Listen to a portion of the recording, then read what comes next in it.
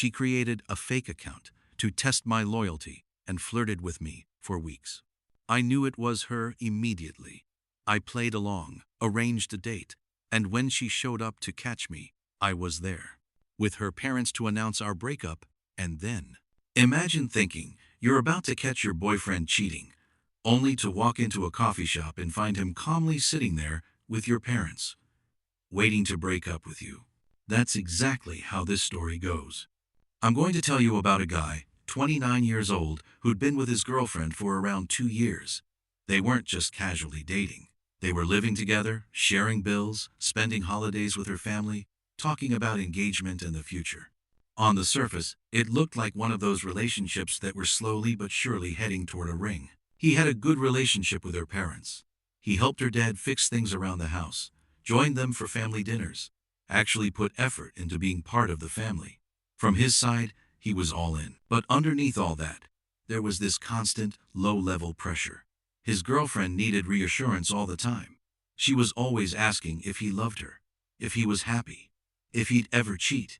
If he took a little too long to text back, she'd start spiraling. At the time, he told himself she was just insecure because of a cheating ex, and he tried to be patient. Then one day, he gets a random Instagram message from a brand new account. No history, no real photos, just a picture that looks suspiciously like it came from a stock photo site. The bio says something like, "New to the area, looking to meet people," with way too many emojis. And when he checks who this account is following, it's exactly 12 people. Him and 11 of his girlfriend's friends and family members. Within 5 minutes, he realizes what's really going on. This isn't some random girl shooting her shot. This is his own girlfriend, pretending to be someone else, trying to test his loyalty. And instead of shutting it down immediately, he decides to flip the script. To really understand why he reacted the way he did, you need a bit more context about the relationship before the fake account showed up. They'd been together for 2 solid years. They'd already crossed that "this is serious" line. Moving in together, sharing a home, getting used to each other's routines. They talked about marriage in a real way, not just in jokes. She'd bring up engagement timelines, future kids, and what kind of house they wanted one day. From his point of view, this was a long-term thing. He also genuinely liked her family. Her parents welcomed him in, invited him for holidays, and trusted him enough to let him help with stuff around the house. He wasn't just the boyfriend who showed up for dates. He was part of the bigger picture. But there were signs something was off, and he only really connected the dots later. She always needed to know exactly where he was. If he said he was going out with friends, she wanted names, locations, and time frames. If he didn't answer a text fast enough, she'd send more, asking why he was taking so long. At the time, he saw it as clingy, maybe a bit intense, but he tried to see it as, she just cares a lot. She'd talk about her ex cheating on her and how it destroyed her trust. He felt bad for her and thought being extra consistent and loyal would eventually make her feel safe. Then Mystery Girl slid into his DMs. The first message was flirty but casual. The profile picture was a super polished image that looked more like an ad than a real person. Just to check, he ran a reverse image search and confirmed it was a stock photo. The account followed almost no one, except him and a very suspicious cluster of people closely tied to his girlfriend. But what completely gave it away wasn't the photo or the followers. It was the way she typed. She used the exact same weird typo his girlfriend always made. Once he realized it was her, he had a choice. He could walk into the living room, hold up his phone and say, "Nice try. I know this is you." That would have ended it in 5 minutes. But the more he thought about it, the more it bothered him. This wasn't just some silly prank. This was his girlfriend of 2 years, the woman he lived with, creating a fake identity and trying to bait him into cheating so she could feel better about her own trust issues. That cut deeper than a normal argument. So he decided to do something different. He decided to play along. Not to cheat, not to cross any real lines, but to let this fake mystery girl run her little experiment all the way to the end, so he could see just how far his girlfriend was willing to go. When Mystery Girl asked if he was single, he told the truth. He said, "No, I have a girlfriend." She pushed anyway. She said things like, "She doesn't have to know," and "What's a little fun between friends?" He crafted his responses carefully. He acted interested enough to keep her engaged, but always hesitant. He never actually agreed to meet up, never promised anything, never crossed the line into "I'm going to cheat."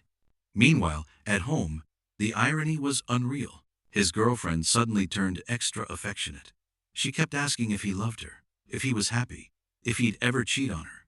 She cuddled more, checked in more, acted sweeter than usual. It was like she was playing both roles at the same time, the suspicious girlfriend and the flirty stranger. Every time she looked him in the eyes and asked, "You'd never cheat on me, right?" he had to push down the anger, because in his head he was thinking, "You are literally pretending to be another woman, trying to trap me while asking if I'm trustworthy." This went on for 3 full weeks. 3 weeks of fake flirting, constant messages, and him screenshotting everything. And with every day that passed, he got less confused and more certain about one thing. If she was willing to do all of this instead of talking to him like an adult, this relationship was already broken. After 3 weeks of this back and forth, Mystery Girl finally made her move. She suggested they meet up in person. She picked a coffee shop close to his apartment, somewhere easy and casual, the kind of place his girlfriend already knew he liked. It was the classic, "Let's just grab a coffee and see what happens" setup. The second she suggested it, he agreed. Not because he wanted to see her, obviously, but because this was his chance to turn everything around. If she wanted a dramatic moment, he was going to give her one. Just not the one she expected. Before confirming the time, he made another call. He reached out to her parents. He already had a good relationship with them, so this wasn't some random overstep.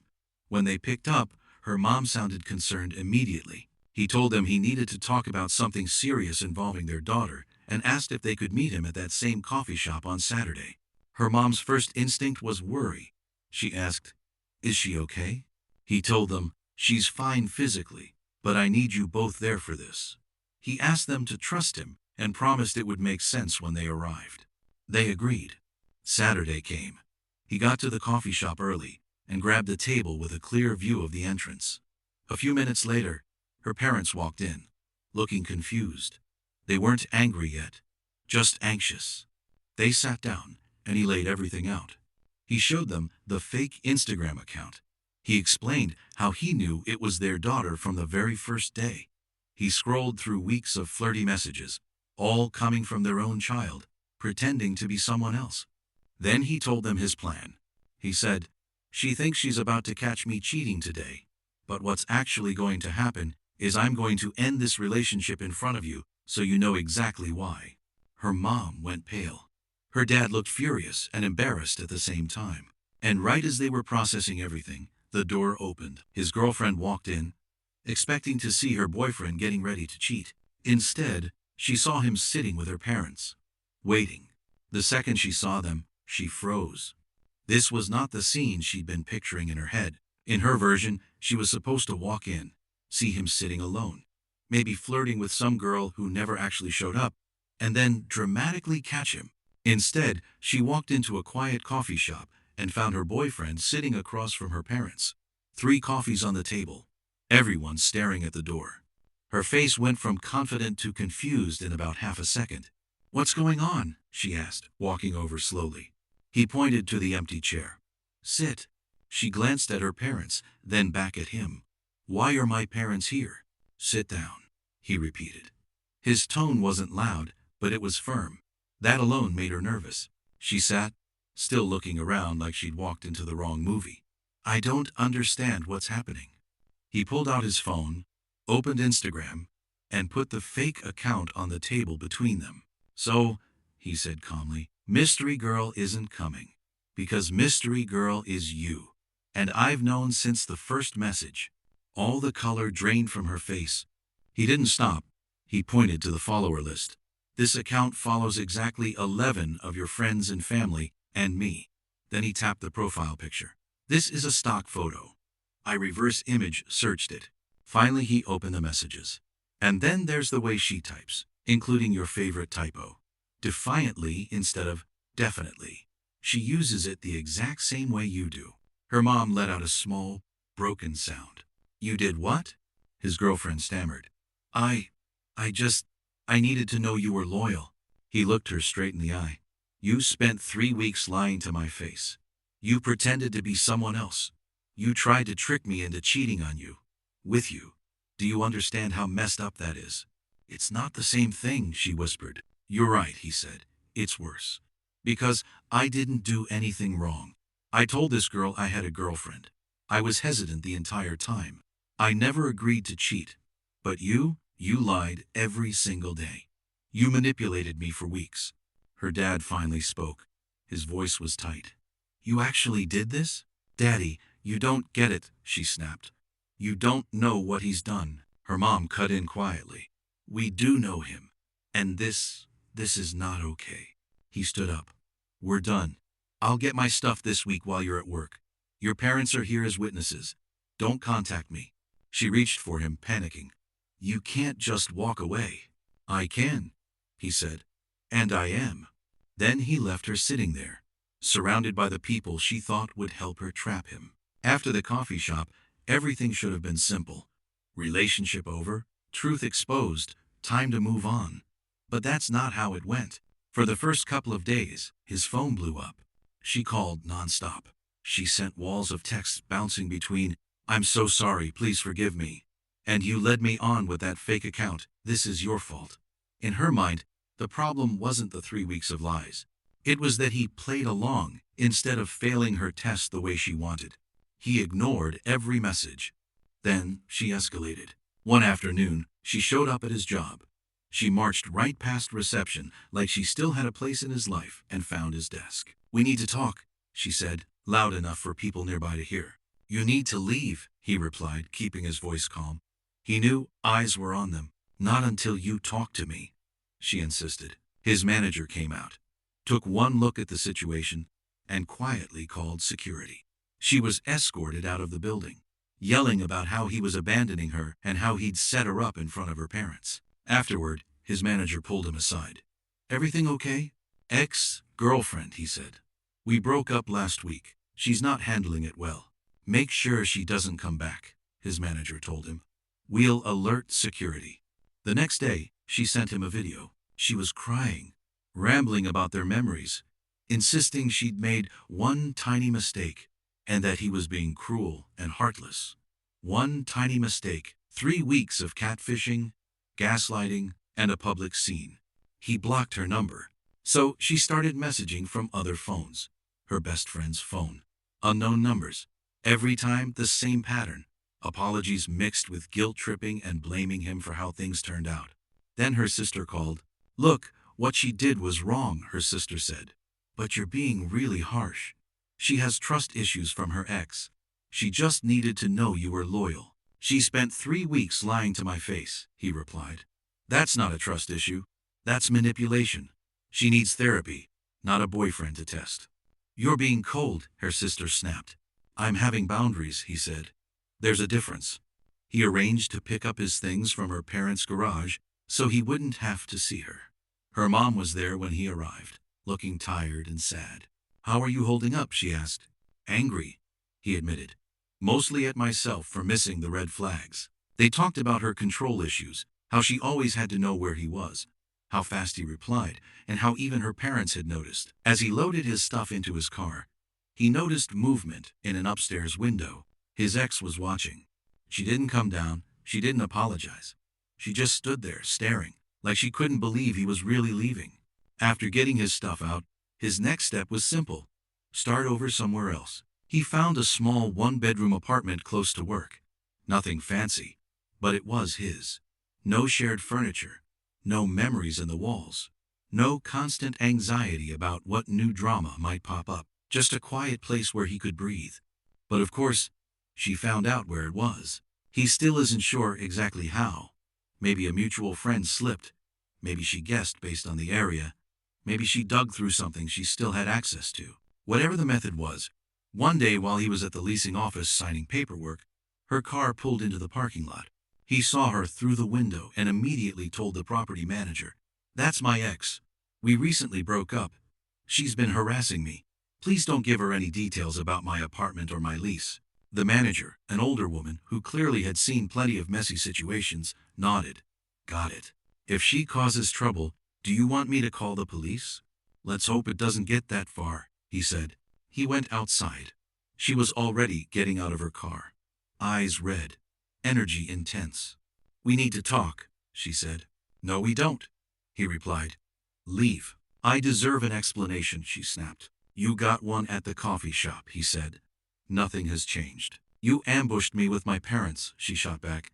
That was humiliating. What's humiliating, he answered, is spending 3 weeks catfishing your own boyfriend because you'd rather play games than communicate. People nearby started to watch, but she didn't care. She cranked up the tears and the volume. I can't believe you're being this cold after everything we've been through, she cried. Everything we've been through, he said quietly. You blew up.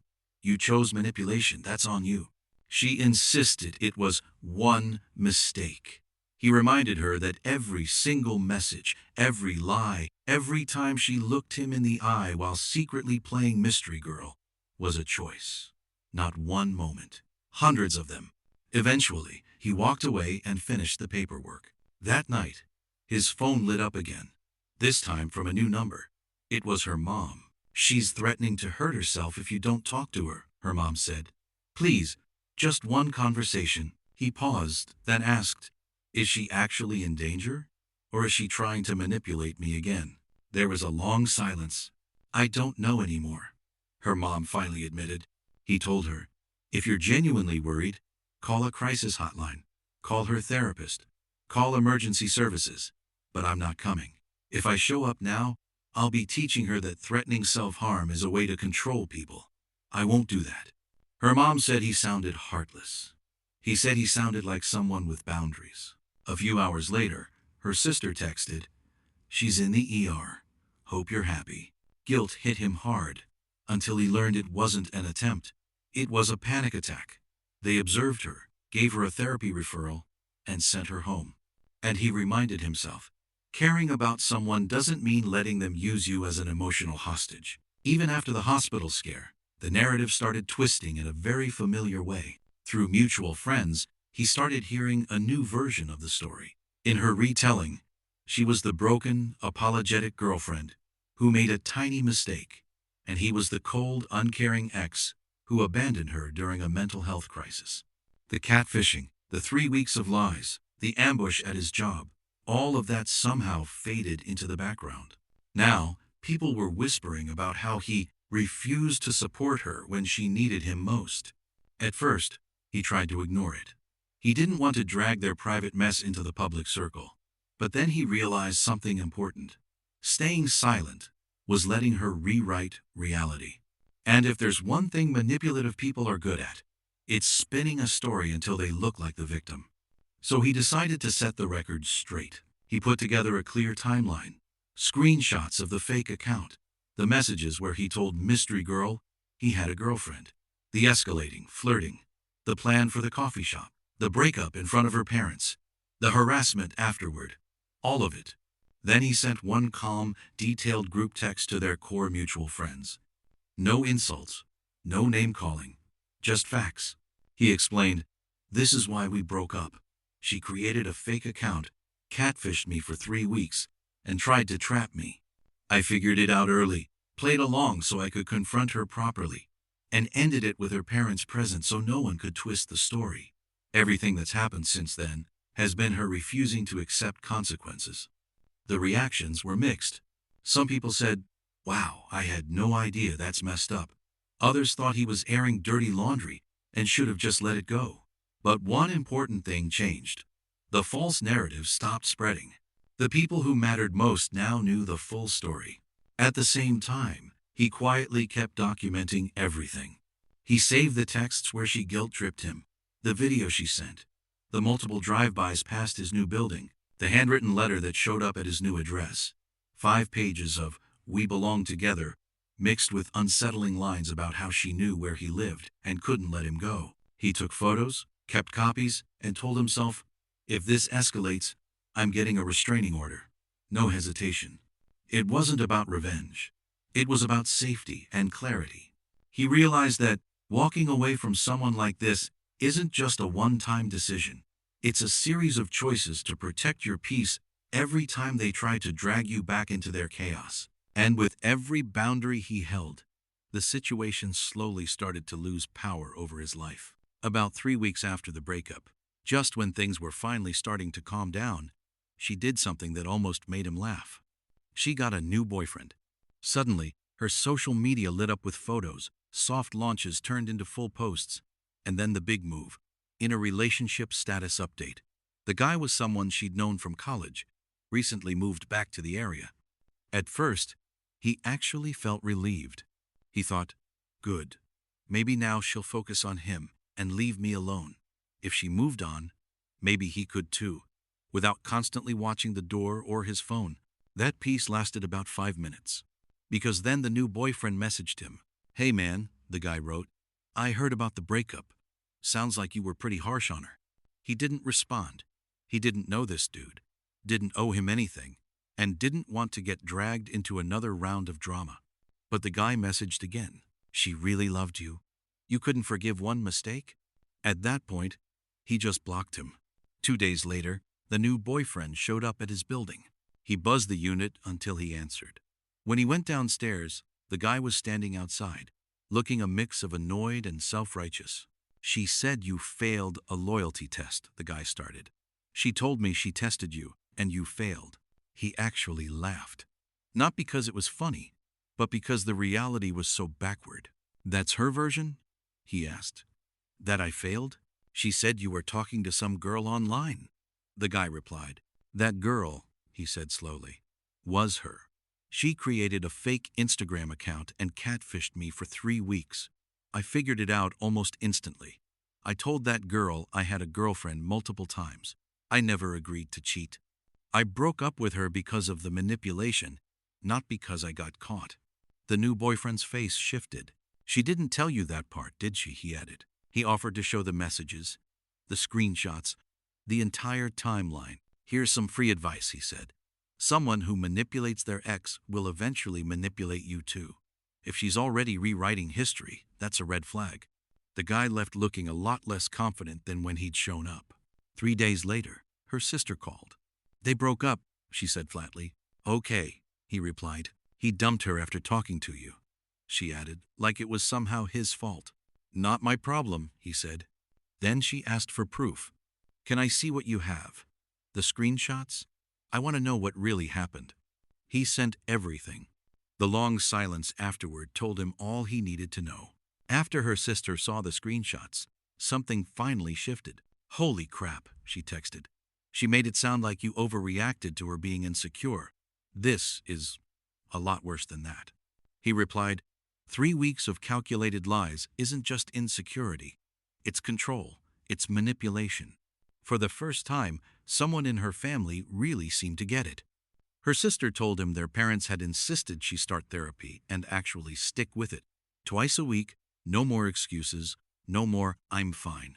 Real work. She also said they'd been calling her out more, not just defending her by default.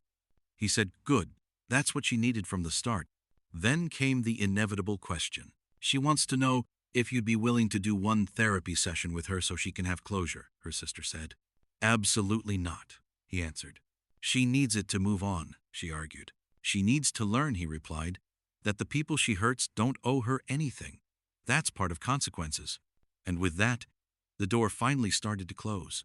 The calls stopped. The drive-bys stopped. No more surprise messages. No more dramatic pop-ups at his job or apartment. He heard through mutual friends that she was still in therapy, that she was working on her control issues, not dating, and focusing on herself for once. Honestly, he hoped that part was true, not for him, but for whoever might meet her next. As for him, life got keyeder. He settled into his new place, went to work, saw his friends, rebuilt his routines without constant emotional chaos in the background. He wasn't ready to date again, and he didn't force it. The whole thing had left him with his own trust issues to untangle. People sometimes asked if he regretted how he handled it. The public breakup, bringing her parents, refusing to go back, even when she spiraled. He didn't. He saw it like this. Trust is like a phone screen. Once it's cracked, you might still use it, but you always see the damage. You can't uncrack it. She tested his loyalty. What she really tested was his tolerance for manipulation. And he chose himself. He walked away from someone who couldn't be honest, even if that meant being painted as the villain in her story for a while. In reality, it wasn't about being heartless. It was about finally understanding that love without trust and respect isn't love at all. So, in the end, this wasn't just a story about a fake Instagram account or a wild loyalty test gone wrong. It was a story about what happens when someone lets their fear and control issues completely override basic honesty. She thought she was protecting herself by testing him. She thought if she could catch him doing something wrong, it would somehow make her safer. But all she really did was prove that she didn't trust the person she chose to be with, even after 2 years, moving in together and talking about marriage. He didn't stay to fix her. He didn't cave because of guilt, pressure, or other people calling him cold. He set boundaries, held them, and accepted that walking away from manipulation is not cruelty. It's self-respect. And that's the real takeaway here. If someone feels the need to secretly test you, spy on you, or trap you just to feel secure, that's not love. That's control wrapped in anxiety. Trust isn't something you measure by pushing people to their limits. It's something you build by communicating, healing, and choosing honesty, even when you're scared. He learned to trust his own boundaries, to pay attention to red flags, and to understand that "I'm insecure" is a reason to get help, not a free pass to hurt other people. Would he date again? Yeah, when he's ready. But one thing is locked in. No more loyalty tests, no more games, no more manipulation dressed up as just being scared. If you were in his place, what would you have done? Let me know your thoughts in the comments. And if you like hearing stories like this, with all the twists, emotions, and lessons at the end, make sure to subscribe, drop a like, and stick around for more wild Reddit stories just like this one.